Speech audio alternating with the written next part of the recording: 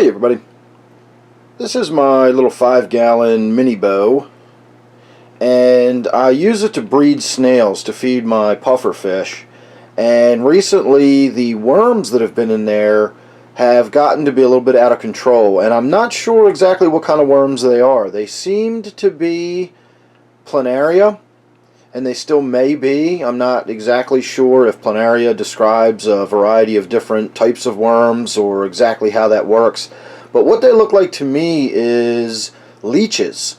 None of them seem to be getting very big, like I think of a leech as being, a couple of inches long maybe. But these look and behave exactly like leeches. So we're going to try to use my camera's macro feature here and see if we can't get a really good look at one of these. Camera's not quite sure what to focus on.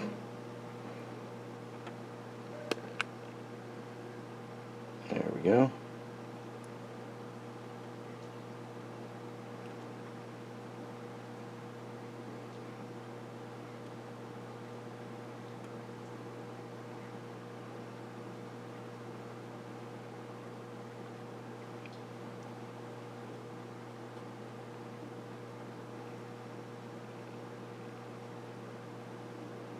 So they definitely have that sort of diamond-shaped or spear-point head like Planaria. They're flatworms, that's clear. But I've never seen them. I mean, you can see there's a lot of them in there.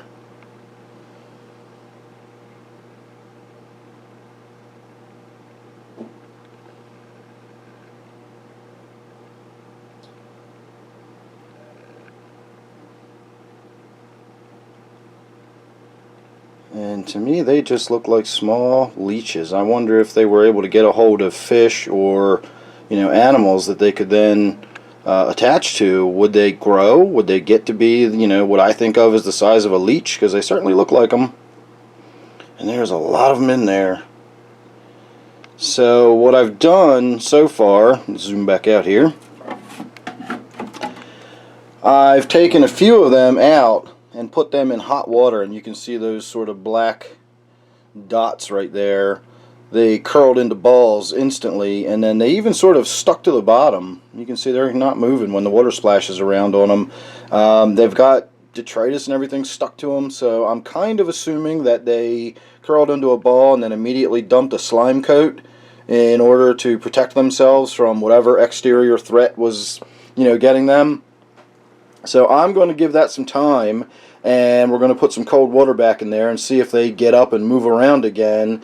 I suspect that the water coming out of my tap is hot enough to kill them. I have it's called a winter-summer system. I don't have what most people call a hot water heater, but I don't have a water heater in that sense. It's not a separate unit. It comes right off of the boiler in my furnace.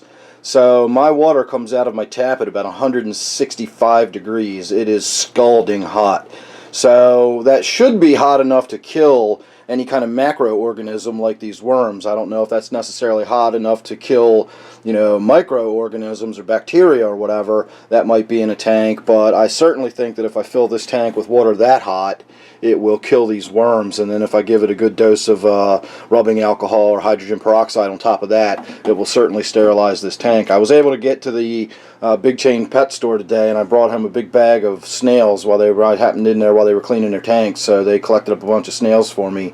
So we're going to get this tank sterilized, cleaned out, and then I'm going to start it over with a new batch of snails, and I won't have to worry about those worms anymore. But I did want to get them on video. So thanks for watching. Hope you enjoyed. Make sure you're subscribed, that way you won't miss anything else.